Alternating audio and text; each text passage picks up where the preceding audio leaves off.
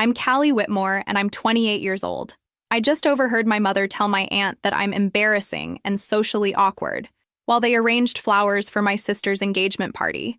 They didn't know I was standing right outside the kitchen door, holding the champagne flutes they'd asked me to fetch. Apparently, watching me interact with people is like watching a car accident in slow motion.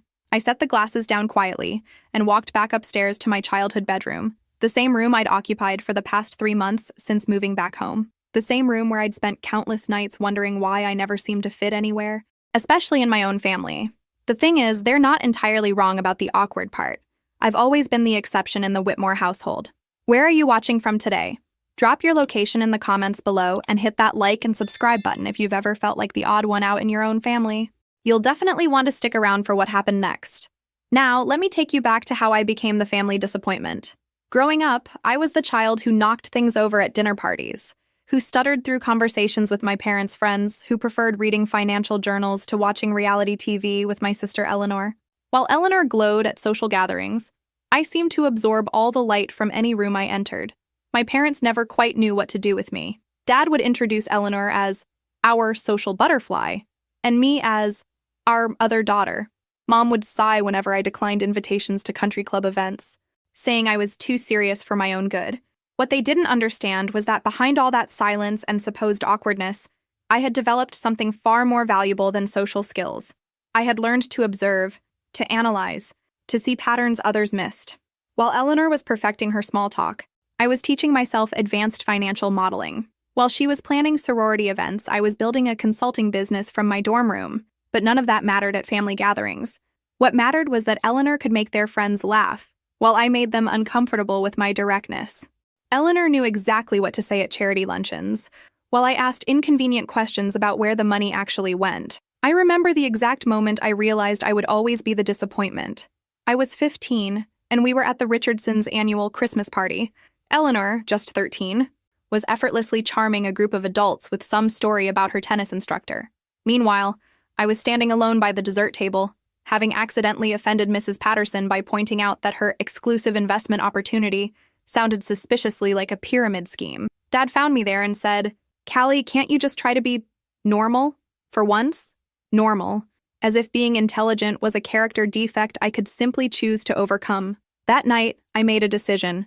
If I couldn't be the daughter they wanted me to be, I would become someone they couldn't ignore. I just had no idea it would take 13 years and a completely separate identity to make that happen. The engagement party was in full swing downstairs. I could hear Eleanor's laughter mixed with the clinking of glasses and the murmur of congratulations. In about an hour, she would announce her engagement to Nathan Caldwell, heir to one of the most prominent families in the state. What my family didn't know was that 8 months earlier, I had saved Nathan's family from complete financial ruin. Chapter 2. Eleanor's engagement announcement went exactly as expected. She stood on the marble staircase in our family's foyer, radiant in a cream-colored dress that probably cost more than most people's monthly salary, while Nathan wrapped his arm around her waist with the confidence of someone who'd never doubted his place in the world. "We're so excited to share our news with all of you," Eleanor beamed, her engagement ring catching the light from the crystal chandelier. Nathan proposed last weekend at his family's estate in Martha's Vineyard. The crowd erupted in applause. I watched from the back of the room, noting how perfectly choreographed everything felt. Eleanor had always been good at creating moments that looked like they belonged in a magazine. Nathan's parents, Margaret and Charles Caldwell, stood near the front, beaming with the kind of pride that comes from securing an advantageous alliance. Margaret wore pearls that had probably been passed down through generations, while Charles had the bearing of a man accustomed to having his opinions matter. "The wedding will be next Christmas," Eleanor continued, a winter wonderland theme at the Caldwell estate. More applause. More congratulations. I found myself analyzing the crowd's reaction, noting who seemed genuinely pleased versus who was simply performing the appropriate social responses. A habit that probably made me seem even more antisocial. But old patterns die hard. "Callie," Mom appeared beside me, her smile bright but her voice low. "Come say hello to the Caldwells properly. They're going to be family now." I followed her through the crowd, observing Margaret and Charles more closely as we approached. Margaret had the kind of understated elegance that spoke of generational wealth, while Charles carried himself with the authority of someone used to being the most important person in any room. What struck me most, however, was something others might have missed. Despite their polished appearance, both of them had the slightly tense posture of people carrying stress. Charles's handshake was firm, but his palm was damp. Margaret's smile was perfect, but didn't quite reach her eyes. "Mr. and Mrs. Caldwell," Mom said warmly. "I'd like you to meet our youngest daughter, Callie." "Lovely to meet you," Margaret said, extending a manicured hand. "Eleanor speaks of you often." I seriously doubted that, but managed a polite smile. "Congratulations on the engagement, you must be very pleased." "Thrilled," Charles replied, though something flickered across his expression when he said it. "Nathan's happiness is our priority." As we made small talk about wedding plans and the merits of winter ceremonies, I found myself cataloging details. The way Charles's eyes darted toward the bar more frequently than social drinking would suggest. How Margaret's hand trembled almost imperceptibly when she mentioned the estate where the reception would be held. These were the subtle tells of people under financial pressure. I should know. I'd spent the last decade learning to read them. "Well, we should let you get back to your guests," I said after a few minutes of pleasantries. As we moved away, I heard Margaret say to my mother, "Eleanor is absolutely radiant. Nathan is so lucky." "We feel the same way about Nathan," Mom replied. "The Caldwell name carries such weight in our circles." The Caldwell name. If only she knew how close that name had come to meaning nothing at all. Chapter 3. The weeks following Eleanor's engagement were a whirlwind of wedding planning and social obligations that I managed to avoid with increasing creativity. While Eleanor and Mom threw themselves into venue selections and dress fittings, I maintained my routine of morning jogs, afternoon work sessions, and evening solitude. My consulting business had grown steadily over the past few years, allowing me to work remotely and maintain a carefully cultivated anonymity. Most of my clients knew me only as C. Whitmore, a financial strategist who specialized in crisis management and restructuring. I preferred it that way: clean, professional, detached. Eleanor found me in the garden one Saturday afternoon, where I was reading quarterly reports while she practiced wedding poses for her Instagram feed. "God, Callie, could you be any more antisocial?" she said, lowering her phone. "Mom wants us to go dress shopping tomorrow, and you've already found 3 excuses not to come." "I have work to do," I replied, without looking up from my documents. "Work," she laughed, settling onto the bench beside me. "Your little consulting thing isn't exactly a real career, you know. It's more like a hobby that pays." I marked my place in the report and looked at her. Eleanor had inherited our mother's beauty and our father's charm, a combination that had opened doors for her since childhood. What she hadn't inherited was any understanding of what actual work looked like. "My little consulting thing pays more in a month than most people make in a year," I said evenly. "Sure it does." She rolled her eyes. "Look, I know you're jealous about the engagement, but you don't have to be such a hermit about it. Nathan has friends, you know. We could set you up with someone." Jealous? The assumption was so predictable it was almost amusing. "I'm not jealous, Eleanor. I'm busy." "With what? Reading those boring financial things?" She gestured at my reports with distaste. "When's the last time you went on a date? Or to a party? Or did anything that didn't involve spreadsheets?" I closed the report and studied my sister's face. Eleanor genuinely believed that everyone wanted what she had: the attention, the social status, the picture-perfect romance with a well-connected man. The possibility that someone might want something entirely different was beyond her comprehension. "I'm happy for you," I said finally. "The wedding will be beautiful. And Nathan seems like a good match." Her expression softened slightly. "He is, and his family is amazing. They have this incredible estate, and Charles is so successful. Did you know they own 3 companies? Actually, I knew they owned 5 companies, 3 of which had been on the verge of bankruptcy 6 months ago. But I just nodded politely. "Margaret has been so welcoming too," Eleanor continued. "She's already talking about me joining the hospital board and the Arts Foundation. I'll finally have the kind of platform I've always wanted. A platform built on a fortune I had saved, though Eleanor would never know that." "That sounds perfect for you," I said, meaning it. Eleanor thrived on social recognition, and meaningful causes gave her a sense of purpose beyond her own happiness. "You should really come dress shopping with us," she said, standing up and smoothing her designer jeans. "Mom thinks you're depressed or something. She's worried about you." "I'm not depressed. I'm just not particularly social." "Same difference," she shrugged. "But seriously, try to make an effort, okay? The Caldwells are important people and first impressions matter." As she walked away, I realized that Eleanor had inadvertently identified the exact problem. To our family, I would always be a first impression liability. Too serious, too direct, too uncomfortable with the performative aspects of their social world. What none of them understood was that I had already made my first impression with the Caldwells. They just didn't know it yet. Chapter 4. The conversation that changed everything happened on a Tuesday evening in November. I was in the kitchen, making tea and reviewing contracts for a new client, when I heard voices from the dining room. Mom and Dad were entertaining the Caldwells for dinner, along with Eleanor and Nathan. I hadn't planned to eavesdrop, but Margaret Caldwell's voice carried clearly through the open doorway. "We're so excited about the Christmas wedding," she was saying. "Our family always does Christmas Eve dinner at the estate. It's become quite a tradition over the years." "That sounds wonderful," Mom replied. "We'll have to coordinate our own family gathering around it." "Actually," Dad interjected, "Daddy," and I could hear the careful diplomacy in his voice. "We were hoping to spend Christmas with both of our daughters this year. It's been challenging to find time when everyone's schedules align." There was a pause, and I found myself moving closer to the doorway. "Both daughters?" Charles asked, his tone neutral but curious. "Eleanor's younger sister, Callie," Mom explained quickly. She tends to be rather shy at social gatherings." Another pause. I could practically feel the wheels turning in Margaret's mind. "Perhaps it would be better to keep Christmas dinner intimate this first year," she said diplomatically. "Just immediate family while everyone gets acquainted." My father cleared his throat. "Of course, we understand completely. Family dynamics can be complicated." "Exactly." I could hear the relief in Mom's voice. "Callie tends to be a bit overwhelming in social situations.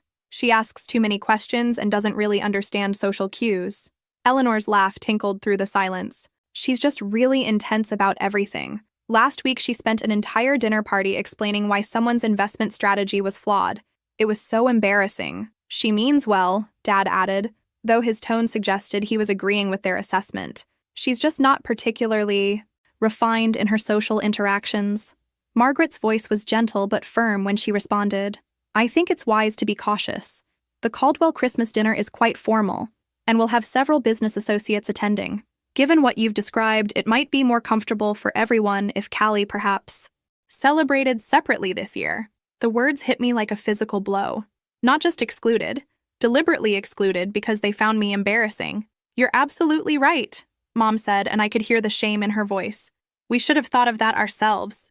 Callie will understand." "Would I?" I set down my teacup with trembling hands.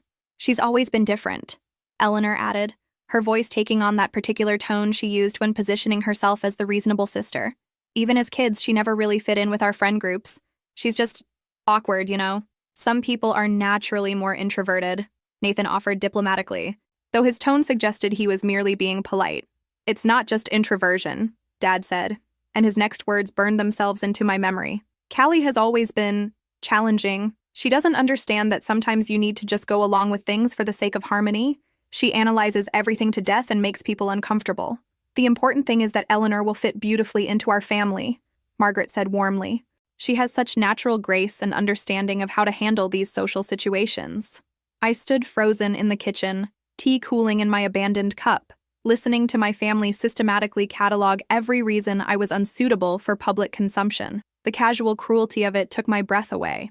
"So we're agreed," Charles said, his voice carrying the finality of someone used to making decisions. "Christmas Eve dinner will be immediate family only. Eleanor, Nathan, and the parents. Clean and simple." "Perfect," Mom said, relief evident in her tone. "Callie will probably prefer spending Christmas quietly anyway. She's not really one for big celebrations." They had decided my preferences for me, based entirely on their own discomfort with who I was. As their conversation moved on to wedding venues and catering options, I quietly walked upstairs to my room and closed the door. For the first time in years, I cried, not from sadness, but from the sheer humiliation of being so thoroughly dismissed by the people who were supposed to love me unconditionally. What they didn't know was that in 6 months, their perfect Christmas dinner was going to take a very interesting turn. Chapter 5. Christmas Eve arrived with the kind of picture-perfect snowfall that Eleanor had dreamed about for her winter wedding. I watched from my bedroom window as she and our parents drove away in Dad's Mercedes, heading to the Caldwell estate for their intimate family dinner. I had spent the morning pretending their departure didn't affect me, making breakfast for one and settling in with a book I'd been meaning to read for months. The house felt cavernously empty without their chatter and last-minute preparation fuss. By evening, I was curled up on the living room sofa in my pajamas with a cup of hot chocolate, watching old movies and trying to convince myself this was exactly how I wanted to spend Christmas. Peaceful, quiet. No obligation to perform or pretend to be someone I wasn't. My phone buzzed occasionally with photos from Eleanor, the elaborately decorated dining room, her outfit posing with Nathan beside an enormous Christmas tree, artistic shots of crystal glasses and gold-rimmed plates. She looked radiant, perfectly at home in the Caldwell world of understated luxury. I was genuinely happy for her. Eleanor belonged in that world in ways I never would, and watching her claim her place in it felt right, even if it meant accepting my own exclusion. Around 9 o'clock, I decided to treat myself to something I'd been saving for a special occasion. I went to my home office and opened the locked filing cabinet where I kept my most important documents. Buried beneath insurance papers and investment statements was a folder marked C&B Enterprises, the shell company I used for my most sensitive consulting work. Inside was a contract dated 8 months earlier, signed by Charles Caldwell on behalf of Caldwell Holdings. The consulting fee alone would have paid off my student loans twice over, but more importantly, it represented the moment I had saved one of the most prominent families in the state from complete financial ruin. I poured myself a glass of wine and settled back on the sofa with the contract, allowing myself to remember exactly how it had all unfolded. The initial contact had come through my usual channels. A referral from another client who knew someone who knew someone. Charles Caldwell needed a financial consultant who could work quickly and discreetly on what he described as a temporary liquidity challenge.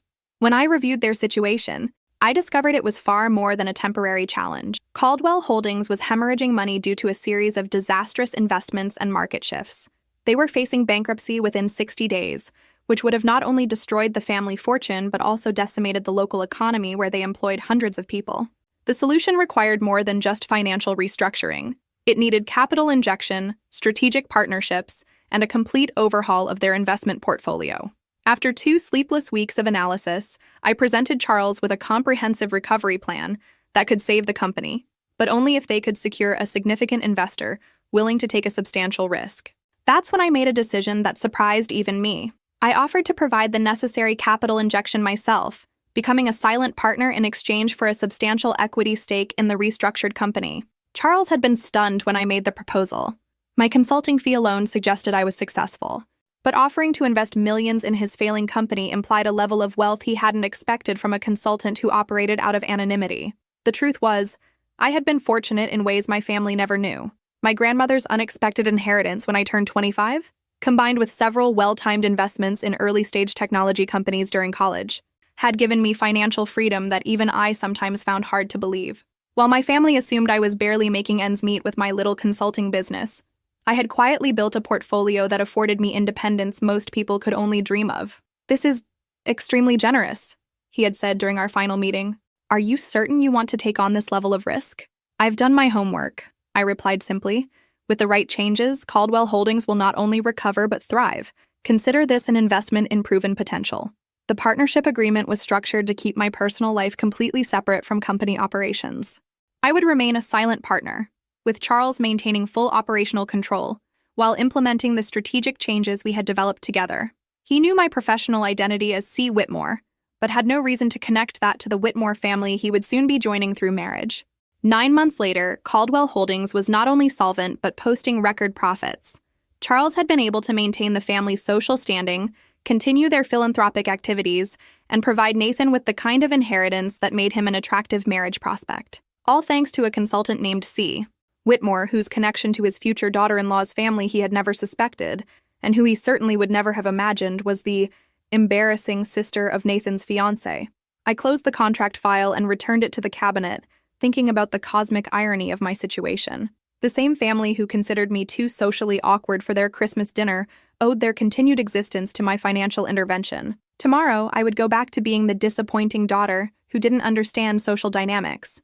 But tonight, I allowed myself to feel satisfied, knowing I had the power to change their lives, even if they never acknowledged it. Christmas morning brought fresh snow and a text from Eleanor. "Hope you're having a nice, quiet Christmas. Dinner last night was amazing. The Caldwells are such wonderful people." I smiled as I typed my response. "Glad you had a good time. They certainly are interesting people." If only she knew exactly how interesting. Chapter 6. The months following Christmas passed in a blur of wedding preparations and carefully maintained distance. Eleanor threw herself into planning with the kind of intensity usually reserved for military campaigns, while I continued my consulting work and counted down the days until I could move out of the family home.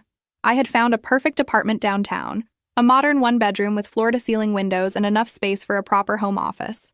The lease would begin in March, giving me time to finish several major projects and build up my savings account even further. My family seemed relieved that I was moving out, though they framed it as me needing more independence, rather than acknowledging that my presence had become an ongoing source of tension for them. "It'll be good for you to get out there and meet people your own age," Mom said as she helped me pack books. Maybe you'll even find someone special once you're not buried in those financial reports all the time. I didn't bother explaining that I had no interest in getting out there, or that my financial reports were currently funding the lifestyle of her future in-laws. Some conversations weren't worth having. Eleanor was deep into final wedding preparations, transforming from my occasionally thoughtless sister into a full-blown bridezilla. Everything had to be perfect for her Christmas Eve ceremony, from the exact shade of white for her dress to the specific variety of roses for her bouquet.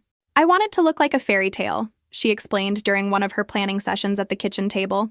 Margaret says the estate looks magical in winter, especially with snow. I was only half listening as I reviewed client emails, but something in her tone caught my attention. Margaret's been very involved in the planning? I asked. Oh yes, she has such wonderful taste, and she knows all the best vendors. Eleanor's face glowed with excitement. She's already started introducing me to people on the hospital board. I'm going to have lunch with the chairman's wife next week. The transformation was remarkable. Eleanor had found her calling as a society wife, and she was thriving in ways I had never seen before. Despite everything, I felt genuinely happy for her. What I found more interesting was observing the Caldwell family dynamics from my unique position as both insider and outsider. Through my business relationship with Charles, I had learned that he was actually a thoughtful, strategic thinker who had simply been caught off guard by market changes. Margaret, from what Eleanor shared, seemed to be a woman who understood exactly how to navigate social hierarchies while maintaining genuine warmth. The irony wasn't lost on me that these were people I might actually enjoy talking to under different circumstances. Our dinner conversation months ago might have gone very differently if they had known who I really was, but that was the beauty of the separation. I could help them rebuild their empire while they continued to see me as Eleanor's awkward sister, who asked too many questions at parties. Charles knew he was working with C. Whitmore, but Whitmore was such a common surname that he'd never connected it to his son's future in-laws. Spring arrived early that year, bringing warmer weather and a sense of new beginnings. My apartment was everything I had hoped for. Quiet, organized, and entirely my own. For the first time since college, I had space to work without family interruption and the freedom to set my own schedule completely. Eleanor's wedding was still 8 months away, but the planning had reached a fever pitch. She had assembled binders full of vendor information, fabric swatches, and venue photographs that she consulted with the dedication of a graduate student writing her thesis. I think I've finally found the perfect flowers, she announced during one of my visits home. Margaret knows this amazing florist who did the governor's daughter's wedding last year. That sounds perfect, I replied, genuinely meaning it. You'll love the ceremony, she continued, her face bright with excitement. It's going to be absolutely magical. The whole estate will be decorated, and Charles is having special lighting installed in the gardens. As she described her vision for the perfect Christmas wedding, I found myself wondering what next Christmas would look like. Would I spend it alone again, or would I finally have built the kind of life I actually wanted? What I didn't realize was that next Christmas would indeed be magical, just not in the way any of us expected. The phone call that would change everything was still 6 months away, but the foundation was already being laid. The Caldwell empire I had saved was growing stronger every day, and my role in their success was about to become impossible to ignore. Sometimes the best revenge is simply letting people discover who you really are. The phone call that changed everything came on a crisp October morning while I was reviewing quarterly reports for 3 different clients. I had settled into my apartment routine beautifully over the past 6 months. Morning coffee while scanning financial news, client calls from 9 to noon, lunch at my desk while reviewing market analyses, and afternoons dedicated to strategic planning and research. Miss Whitmore? The voice was professional but urgent. This is Jennifer Walsh from Caldwell Holdings. Mr. Caldwell would like to schedule an emergency consultation if you're available. I set down my coffee cup, immediately focused. In the 8 months since we'd completed the company restructuring, Charles had contacted me only twice, both times for minor strategic adjustments that could have waited weeks. Emergency consultations were not his style. What's the nature of the emergency? I asked, already opening my laptop to review their latest financial reports. I'm not entirely sure of the details, Jennifer admitted, but he mentioned something about a potential acquisition opportunity that has a very tight timeline. He said to tell you it's regarding expanding our sustainable business portfolio. He thought you'd understand what that meant. I did understand. 6 months ago, I had recommended that Caldwell Holdings diversify into sustainable energy and environmentally responsible manufacturing. Charles had been interested but cautious, preferring to stabilize their current operations before expanding. If he was calling about acquisitions now, something significant had changed. I can be there Thursday morning, I told Jennifer, checking my calendar. schedule 2 hours, and ask Mr. Caldwell to prepare current financial statements for any companies they're considering. After hanging up, I leaned back in my desk chair and considered the timing. Eleanor's wedding was exactly 2 months away. The Caldwell family was presumably focused on final preparations, guest lists, and the dozens of details that went into hosting a society wedding. For Charles to be pursuing major business opportunities during this period suggested either exceptional circumstances or exceptional confidence in his company's current stability. Probably both, given that their recent quarterly reports showed profits exceeding projections by nearly 30%. Thursday morning arrived gray and drizzly, the kind of weather that made me grateful for my reliable Honda Civic and practical raincoat. I drove to the Caldwell Holdings headquarters in downtown, a building I had never actually visited despite having saved the company that occupied its top 3 floors. The lobby was impressive: marble floors, contemporary artwork, and the kind of understated elegance that spoke of old money tastefully modernized. I gave my name to the receptionist, who directed me to the executive elevator with the kind of deference reserved for important visitors. Charles Caldwell's office occupied a corner of the building's top floor, with windows offering sweeping views of the city and harbor beyond. When his assistant ushered me in, I found him standing at those windows, hands clasped behind his back, looking every inch the successful businessman who had built an empire through careful strategy and calculated risks. He turned as I entered, and his face broke into the kind of genuine smile I remembered from our previous meetings. Charles had always treated me with professional respect, rather than the condescension I sometimes encountered from male clients, who assumed my gender meant I couldn't understand complex financial structures. "Miss Whitmore," he said, crossing the room to shake my hand. "Thank you for making time on such short notice. I hope I didn't disrupt any important projects." "Not at all," I replied, settling into one of the leather chairs arranged around his conference table. Jennifer mentioned an acquisition opportunity. "What kind of timeline are we working with?" Charles opened a thick folder and spread several documents across the table. 3 weeks, he said simply. "There's a manufacturing company in Pennsylvania, Henderson Industrial, that's been struggling since the owner's death 6 months ago. The family wants to sell quickly, and they're entertaining offers from several buyers." I scanned the preliminary financial statements he handed me, noting immediately why the company had caught his attention. Henderson Industrial manufactured components for renewable energy systems, exactly the kind of sustainable business we had discussed as a strategic expansion opportunity. "The numbers look promising," I said after several minutes of review. "What's driving the urgent timeline?" "Competition," Charles replied grimly. "2 of our major competitors are also submitting offers, and one of them is prepared to pay significantly above market value. They want Henderson's client contracts and manufacturing capabilities, even if it means overpaying for the acquisition." I studied the competitor analysis he provided, recognizing immediately why Charles was concerned. If either of those companies acquired Henderson Industrial, they would gain access to technology and contracts that could threaten Caldwell Holdings' position in several key markets. "This isn't just about acquiring a profitable company," I said slowly. "This is about preventing competitors from acquiring capabilities that could damage your market position." "Exactly." Charles leaned forward, his expression intense. "Henderson Industrial represents both an opportunity and a threat. If we acquire them, we strengthen our sustainable business portfolio and block our competitors from gaining strategic advantages. If we don't, we potentially face increased competition in markets we currently dominate." I spent the next hour reviewing financial projections, market analyses, and strategic assessments. The acquisition made sense from multiple angles, but the pricing would be challenging. To outbid their competitors while maintaining profitability, Caldwell Holdings would need to structure the offer creatively. "I can have a preliminary acquisition strategy ready by Monday," I told him as we concluded the meeting.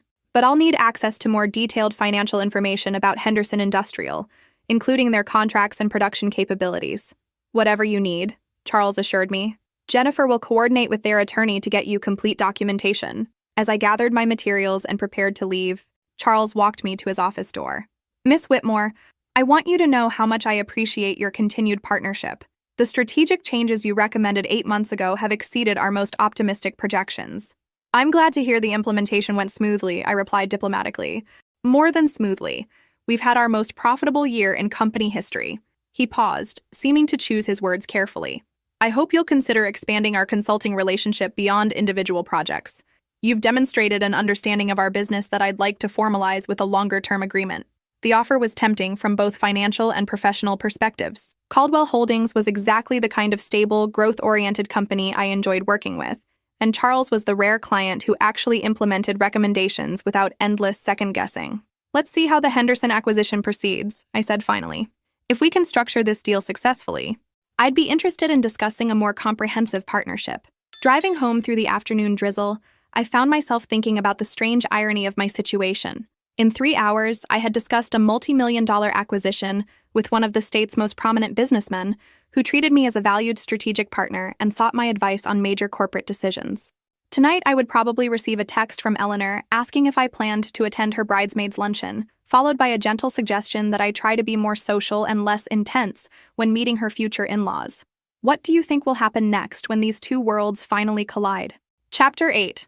The Henderson Industrial Acquisition consumed the next 3 weeks of my life in the most exhilarating way possible. I threw myself into due diligence with the kind of intensity that had made me successful, working 16-hour days and surviving on coffee and takeout while building the most comprehensive acquisition strategy of my career. The challenge wasn't just structuring a competitive offer.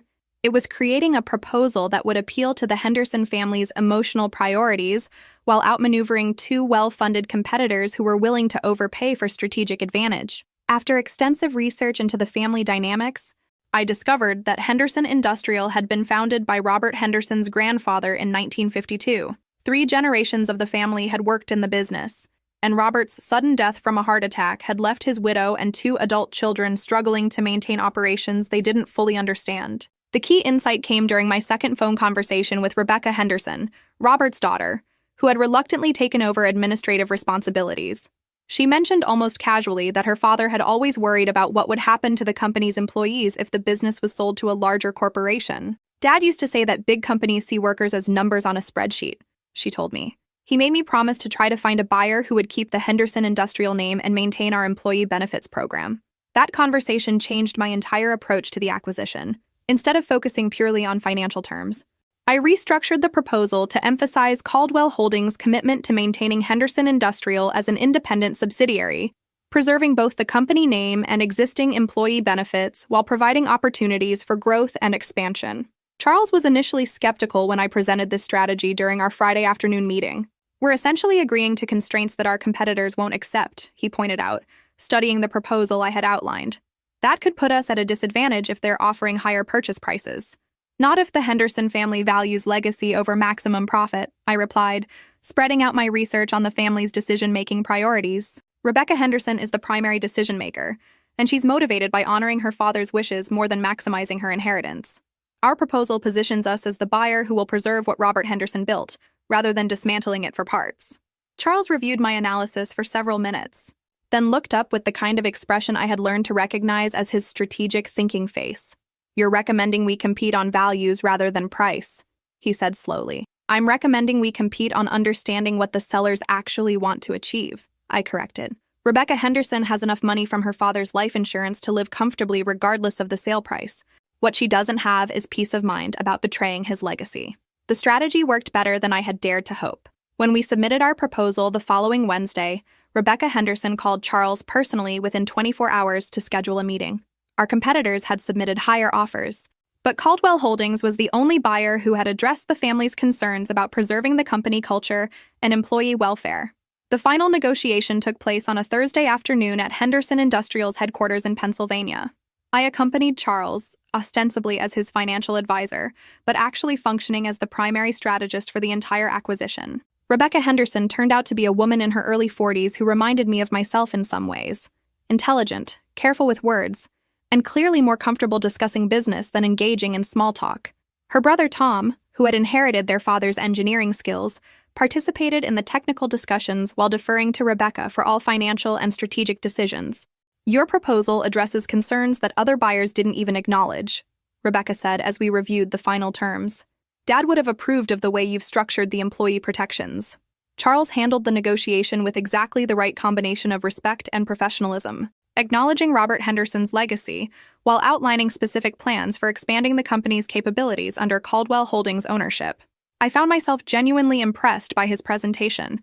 Charles had clearly spent considerable time understanding the Henderson family's priorities, and his commitment to preserving the company culture felt authentic rather than manipulative. The deal closed 2 weeks later with handshakes and signed contracts that made Henderson Industrial a wholly owned subsidiary of Caldwell Holdings, operating under its original name with expanded resources and preserved employee benefits.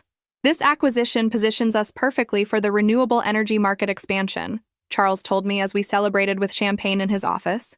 Henderson's manufacturing capabilities combined with our distribution network should generate profits exceeding our projections within 18 months. I raised my glass, genuinely satisfied with the outcome. Here's to strategic thinking and understanding what people actually value. Here's to working with a consultant who sees opportunities other people miss, Charles replied, and his tone carried a warmth that went beyond professional appreciation. As I drove home that evening, I reflected on how much my life had changed in just 3 weeks.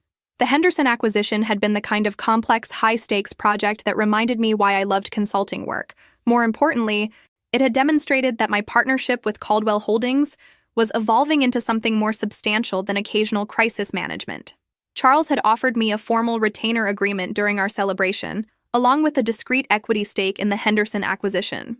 The financial terms were generous enough to secure my independence indefinitely, while the professional relationship offered opportunities to work on the kind of strategic projects I found most engaging. What made the situation particularly amusing was that Eleanor had spent the same 3 weeks obsessing over centerpiece arrangements and seating charts, completely unaware that her socially awkward sister was orchestrating the largest acquisition in her future father-in-law's business empire. In exactly 6 weeks, she would walk down the aisle at the Christmas Eve wedding she had planned so meticulously. What she didn't know was that the magical winter wonderland reception would include a surprise revelation that would change everything.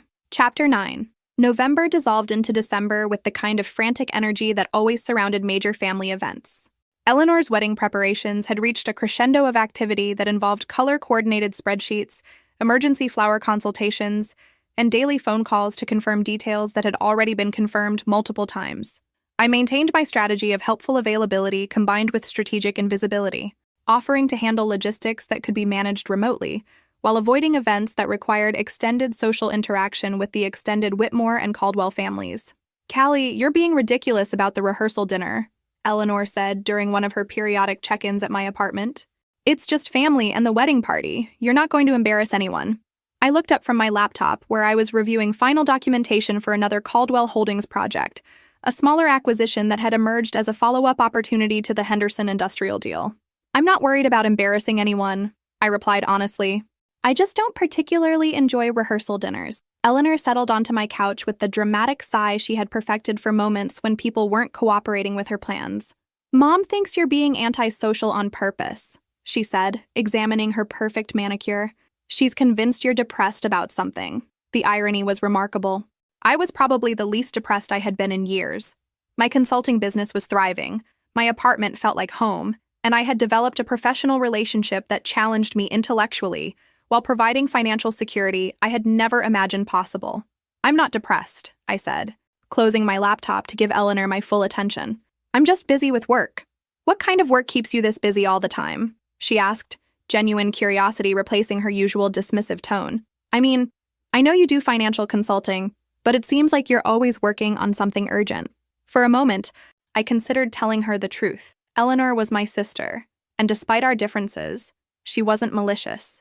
The family dynamics that had shaped our relationship were larger than either of us individually, but I had learned over the years that Eleanor processed information through the lens of her own experience. She wouldn't understand that I genuinely preferred working on complex financial problems to attending social events. She would assume I was making excuses or being difficult. "I'm working on several major projects right now," I said instead. "The timing isn't great, but the opportunities are too good to postpone." Eleanor studied my face with the kind of attention she usually reserved for wedding planning details. "You know, you've seemed different lately," she said slowly. "More confident, I guess. Like you're not constantly worried about what everyone thinks." The observation was surprisingly perceptive. I had felt different over the past year, more comfortable with who I was and less concerned with fitting into other people's expectations. "Maybe I've just found my place," I replied. "Well, whatever you found, it's working for you," Eleanor said, standing up and smoothing her designer jeans. "But seriously, please try to make an effort at the wedding. The Caldwells are important to Nathan's future, and first impressions matter." After she left, I returned to my project reviews, but her words lingered in my mind. Eleanor was right that I felt more confident lately. What she didn't understand was that my confidence came from knowing exactly what I was capable of accomplishing, rather than constantly wondering whether I measured up to other people's standards. The Henderson industrial acquisition had been a turning point in more ways than I had initially realized. Working directly with Charles on high-stakes negotiations had demonstrated that my skills extended far beyond crisis management and financial restructuring. I could develop comprehensive strategies, manage complex stakeholder relationships, and execute deals that created value for everyone involved. More importantly, Charles treated me as a genuine partner rather than a hired consultant. Our working relationship had evolved into something approaching mutual respect and shared vision for strategic growth. The formal retainer agreement we had signed the previous week reflected this evolution. Instead of project-based consulting, I now functioned as Caldwell Holdings' strategic advisor with equity participation in major deals. The financial arrangement was generous enough that I could afford to be selective about additional clients, focusing on projects that interested me, rather than accepting every opportunity for income security. Thursday afternoon brought a phone call that reminded me how much had changed in my professional life. "Callie, it's Charles. Do you have time for a quick conversation about the Morrison Industries opportunity?"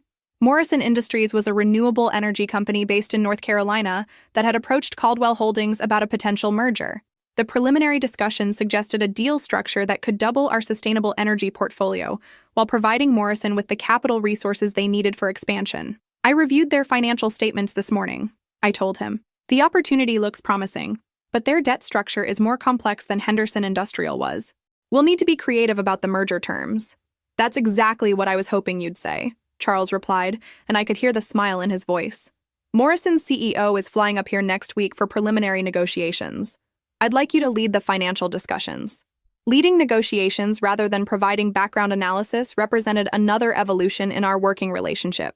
Charles was trusting me with increasingly visible responsibilities, which suggested he valued my judgment beyond technical expertise. "I'll prepare a comprehensive analysis and proposed merger structure by Tuesday," I assured him. "Perfect.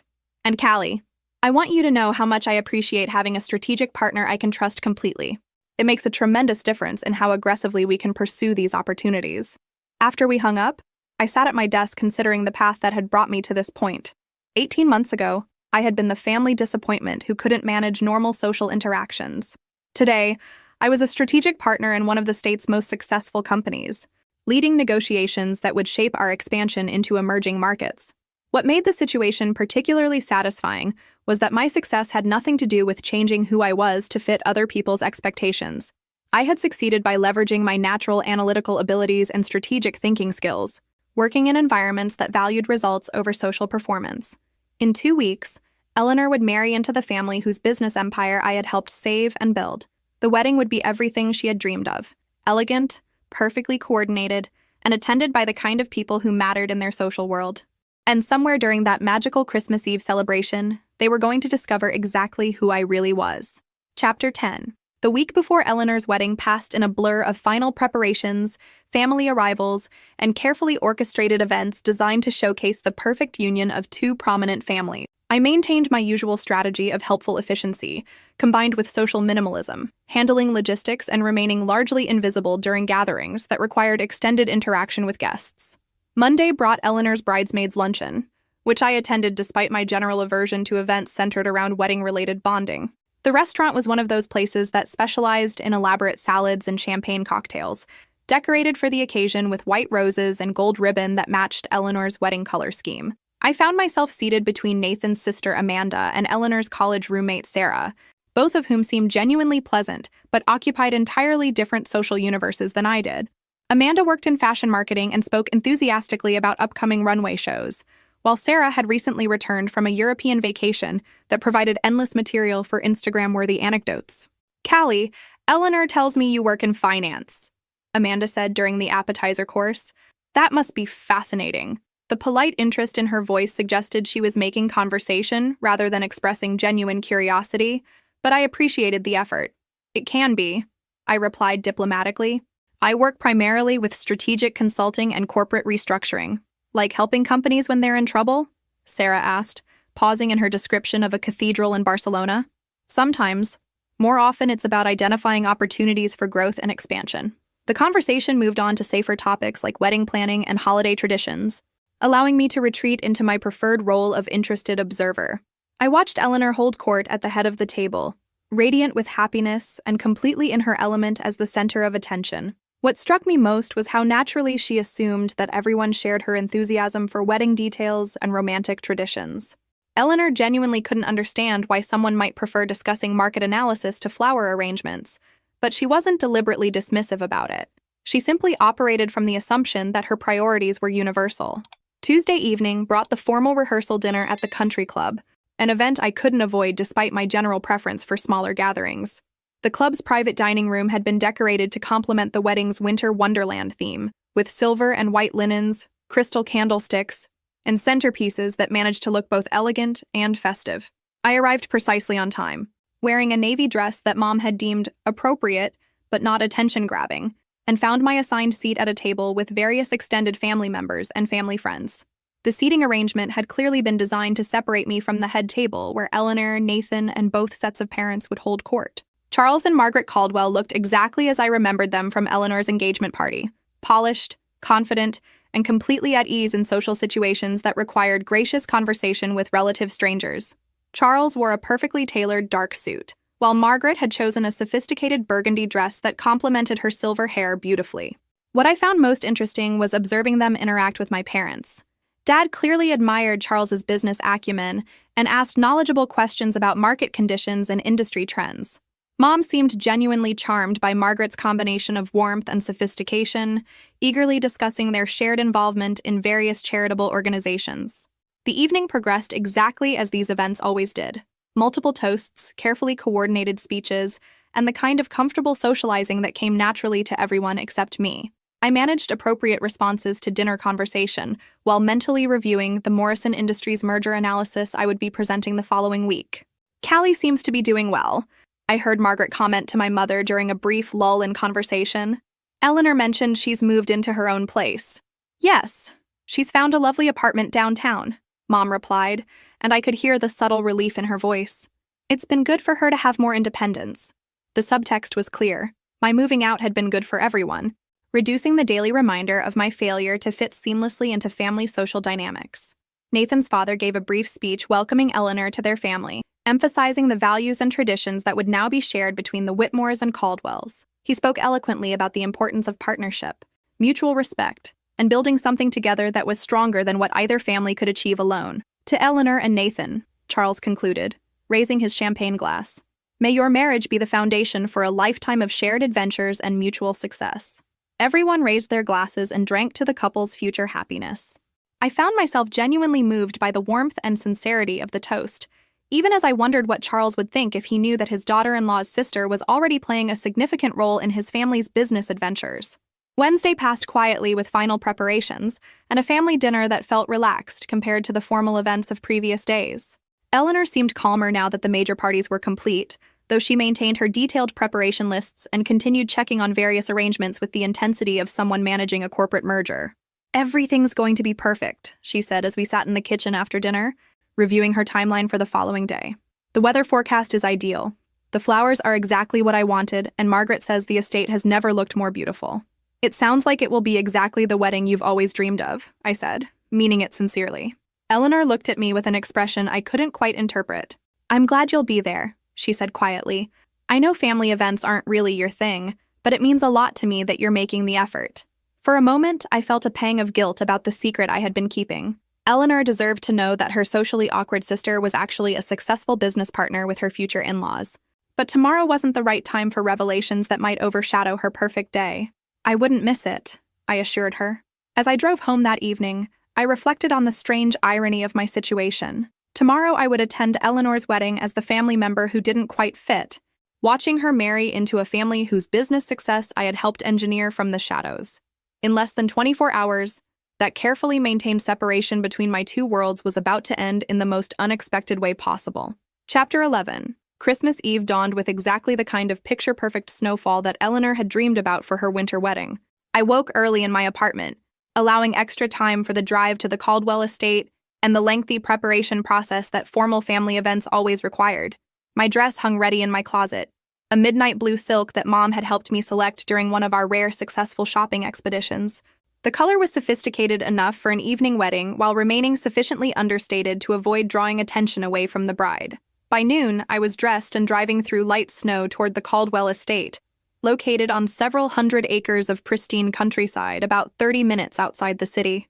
I had seen photographs of the property in various society publications, but experiencing it in person was genuinely impressive. The main house was a classic Georgian colonial that had been beautifully maintained and tastefully modernized over the decades. Today it was decorated for Christmas with understated elegance. Evergreen swags on the columns, white lights outlining the roofline, and massive wreaths flanking the front entrance. The effect was magical without being ostentatious. Wedding guests were beginning to arrive as I pulled into the designated parking area, guided by uniformed attendants who managed traffic flow with military precision. I recognized several faces from various society events I had attended with my family over the years, along with many people I didn't know who presumably represented Nathan's extended family and the Caldwell's social circle. The ceremony was scheduled for 4 o'clock in the estate's conservatory, which had been transformed into a winter wonderland with white flowers, silver ribbon, and enough candles to create a genuinely romantic atmosphere. I found my assigned seat several rows back from the altar, positioned with other extended family members and family friends. Eleanor looked absolutely radiant when she walked down the aisle on Dad's arm. Her dress was a masterpiece of understated elegance. Classic lines, delicate beading, and a cathedral train that managed to look both timeless and thoroughly modern. Nathan's face when he saw her approaching was exactly what every bride hopes to see, complete adoration mixed with overwhelming joy. The ceremony itself was beautiful and mercifully brief, with traditional vows and readings that felt sincere rather than performative. When the minister pronounced them husband and wife, the genuine happiness radiating from both families was infectious enough to make even cynical observers feel touched by the moment. Cocktails followed in the main house's grand salon, where guests mingled while the bride and groom posed for photographs in various locations around the estate. I stationed myself near one of the tall windows overlooking the gardens, content to observe the social dynamics while avoiding extended conversations with relatives I saw only at major family events. The reception began at 7 in a magnificently decorated ballroom that had been designed specifically for entertaining. Round tables dressed in white linens and silver chargers surrounded a dance floor, while the walls were lined with evergreen trees strung with thousands of white lights. The effect was simultaneously festive and sophisticated. I found my table assignment, predictably positioned at an appropriate distance from the head table where Eleanor and Nathan would sit with their parents and wedding party members. My dinner companions included several of Nathan's business associates and their wives, along with a few family friends who seemed pleasant enough for the evening's requirements. Charles Caldwell stood to offer a toast as dinner was being served, and his words captured exactly the kind of warmth and sincerity that had impressed me during our business meetings. "Eleanor," he said, raising his champagne glass, "you have brought joy and laughter to our family from the moment Nathan first mentioned your name. Tonight, we officially welcome you as our daughter, and we couldn't be more delighted to have you join the Caldwell family." The applause was genuine and sustained. Eleanor looked absolutely luminous as she accepted Margaret's embrace and Charles's kiss on her cheek. "And to Nathan," Charles continued, "your mother and I are proud of the man you've become and excited to see the future you and Eleanor will build together.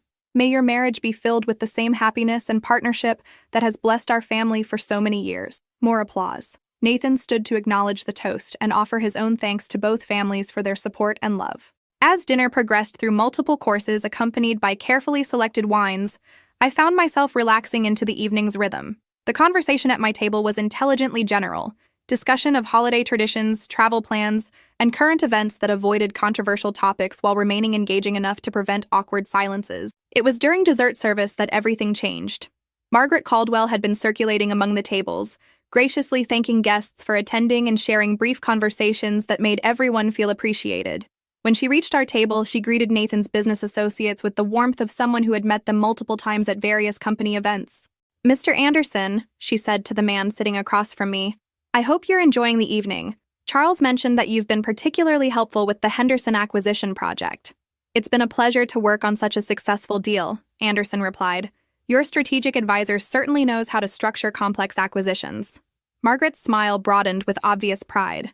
"We've been extremely fortunate to find such exceptional consulting expertise. Miss Whitmore has been invaluable in developing our expansion strategy." The words hung in the air for what felt like several minutes, but was probably only a few seconds. Margaret's eyes shifted from Anderson to me, and I watched her face change as recognition dawned. "Miss Whitmore," she repeated slowly, her voice barely audible over the ambient conversation and soft jazz music. I met her gaze steadily, offering a slight smile that acknowledged what had just happened without dramatics or explanations. "Good evening, Mrs. Caldwell," I said quietly. "Congratulations on such a beautiful wedding." Margaret stared at me for another moment, her composed social mask slipping just enough to reveal genuine confusion and dawning understanding. "Excuse me," she said faintly, turning away from our table and walking quickly toward where Charles was standing near the head table. I watched her approach her husband, speaking quietly but urgently in his ear. Charles's face went through several expressions as he processed whatever she was telling him: confusion, surprise, and then something that looked like comprehension mixed with disbelief. Both of them turned to look in my direction. Charles's eyes met mine across the crowded ballroom, and in that moment, the carefully maintained separation between my two worlds disappeared forever. The revelation I had been anticipating for months was finally happening, but not at all in the way I had imagined it would unfold. Chapter 12. The next few minutes passed in a strange suspension of time. Charles and Margaret stood together near the head table, speaking in hushed but animated tones while occasionally glancing in my direction. Other guests continued eating dessert and chatting about holiday plans, completely unaware that a revelation was unfolding that would change everything. I remained calm, finishing my champagne and responding appropriately to dinner table conversation, while internally preparing for whatever confrontation was about to occur. The anticipation I had carried for months was finally resolving, and I felt surprisingly peaceful about it. Charles excused himself from the conversation he'd been having with Dad and walked purposefully across the ballroom toward my table. Margaret followed a few steps behind, her composed social expression firmly back in place, but her eyes still reflecting the shock of discovery. "Miss Whitmore," Charles said as he approached, his voice carefully controlled. "I wonder if we might have a brief word in private." "Of course," I replied, standing and smoothing my dress. "I'll just be a moment," I told my dinner companions, who nodded politely without any indication that they sensed the undercurrents of what was happening. Charles and Margaret led me through the ballroom's side entrance into a smaller sitting room that had been decorated for Christmas, but remained empty during the reception. Margaret closed the door behind us, and for a moment all three of us simply stood in silence. "You're Eleanor's sister," Margaret said finally, her voice carrying a note of bewilderment.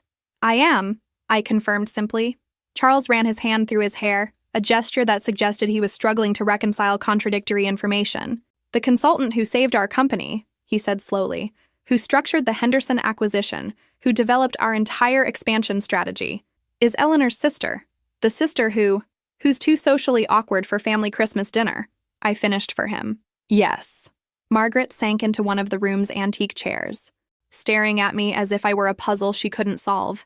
"But you're brilliant," she said, seeming to speak without conscious thought.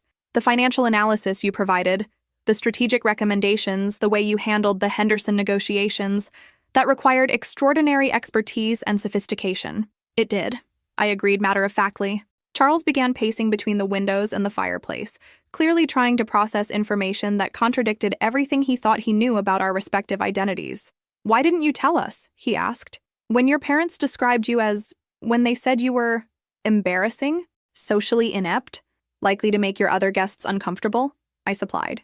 "Because they weren't entirely wrong. I am awkward at dinner parties and charity events. I do ask questions that make people uncomfortable. I'm not particularly good at small talk or social performance." Margaret looked up from her chair with an expression of dawning realization. "But that's not the same as being incompetent," she said quietly. "No, it's not.